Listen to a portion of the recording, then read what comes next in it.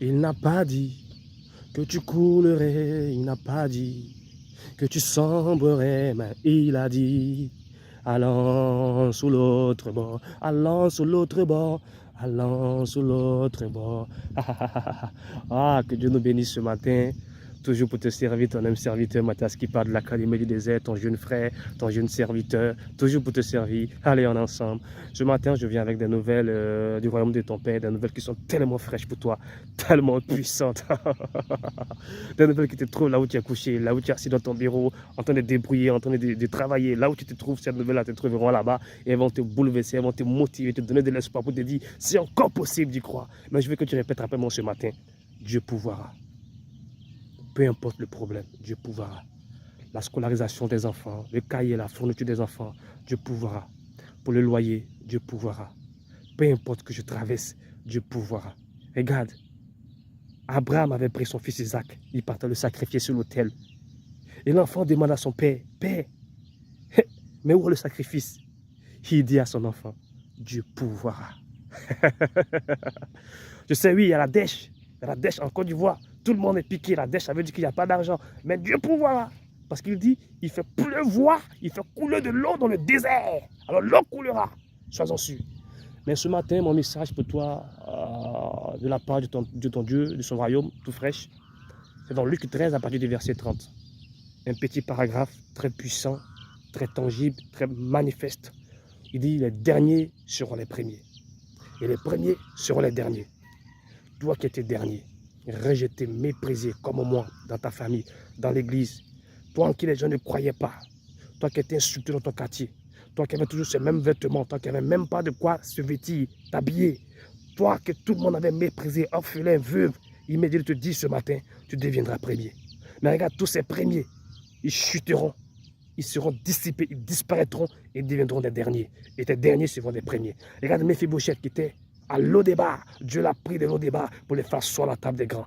Tu seras quelqu'un que Dieu va prendre dans ta famille pour te mettre au niveau élevé, au niveau supérieur. Regarde David qui était dans la bergerie. Dieu l'a pris pour faire de lui un président, un roi d'Israël. Regarde Joseph qui était humilié, méprisé par ses frères. Dieu a pris et a fait de lui le gouverneur d'Égypte. Mais je vais te dire une chose. Suivons le bon combat. Paul pouvait dire à Timothée, combattons le bon combat, le combat de la foi. Suivons nos pères qui embragent le pas du réveil, qui embragent le pas de la liberté et de la délivrance. Suivons Ibrahim Traoré, ce jeune homme qui est en train d'embraser le pas pour délivrer l'Afrique. Suivons ces hommes comme M. le Président Laurent Gbagbo, fatigué avec son âge, mais continue d'avoir de la force pour pousser, pour se battre pour la délivrance, la liberté de la Côte d'Ivoire. Jeune homme, jeune frère, lève-toi. Lève-toi, battons-nous avec la prière. Battons-nous, travaillons. Écoute-moi très bien. On va voir, on va assister à quelque chose qui sera étonnant pour nous, choquant. Tous ces influenceurs qui influencent sur les réseaux sociaux, avec l'esprit diabolique négatif qui vend des mauvais rêves aux gens, beaucoup deviendront fous. Et beaucoup vont se battre entre eux, se bagarrer entre eux, s'insulter entre eux. Mais il y aura une nouvelle vague d'influenceurs, une nouvelle vague d'influenceurs, d'influenceuses qui vont venir influencer avec la puissance de Dieu, avec la parole éloquente, manifestée par le Saint-Esprit, pour sauver des âmes et des vies. Pour sauver des âmes et des vies. Ah oui, lèvons-nous. Et je salue ce panafricanisme, Kémy Séba. Merci pour ce que tu donnes à la jeunesse. Merci pour cette force, cette courage, cette rage de se lever et d'apporter la délivrance en Afrique. Le vent a commencé à souffler. Merci pour ce monsieur, Claude Gorou, qui se bat pour sa dignité, pour son honneur. Dieu vous restaurera votre dignité, votre honneur. Soyez-en sûrs. Merci. Merci pour l'opposition qui travaille avec la vérité et la justice. Et merci pour le pouvoir en place. Le pouvoir de monsieur le président Alassane Ouattara. S'il n'y avait pas ce pouvoir en place, il n'y aurait pas des opposants aussi stratèges, aussi intelligents. Il n'y aura pas ces opposants qui vont se battre, qui vont s'unir pour apporter la délivrance de la Côte d'Ivoire. Mais l'heure est arrivée où le vent va souffler.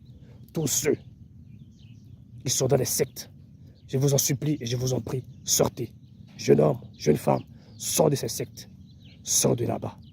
Toi, faux serviteur, toi, faux pasteur, faux prophète, qui vend l'évangile pour de l'argent pour ton ventre. Arrête, répands-toi, reviens à Dieu. Parce que le vent souffle. Le vent souffle, ça va emporter plusieurs. Et il y aura une grande joie, un vent de délivrance, J'entends déjà les chants, j'entends déjà les gens sauter, crier. La Côte d'Ivoire sera restaurée. Tous ceux qui avaient volé des terres vont la restaurer au double. Ceux qui avaient volé de l'argent vont la restaurer au double. C'est le temps du réveil. C'est le temps de la puissance tangible de Dieu. Alors, jeune frère, jeune soeur, joins-toi à moi et adorons Dieu. Remercions Dieu. Remercions Dieu. Et surtout, remercie ceux qui sont autour de toi, qui t'ont aidé. Ceux qui sont autour de toi, qui ont été là quand ça n'allait pas. Et qui sont toujours là avec toi. Ceux qui ont cru en toi, quand personne ne croyait. Et toi, crois en toi. Allons ensemble, toujours pour te servir. Allez, je suis là, je suis toujours là pour toi. Pour te dire ce que Dieu me demande, je te dis. Je parlerai quand Dieu me dirait de parler. Et je vais me taire quand Dieu me demande de me taire.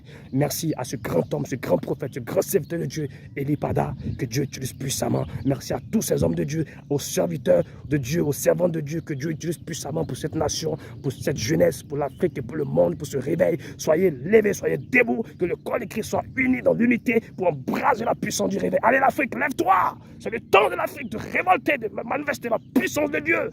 Allez ensemble. Allez, ciao. Bye.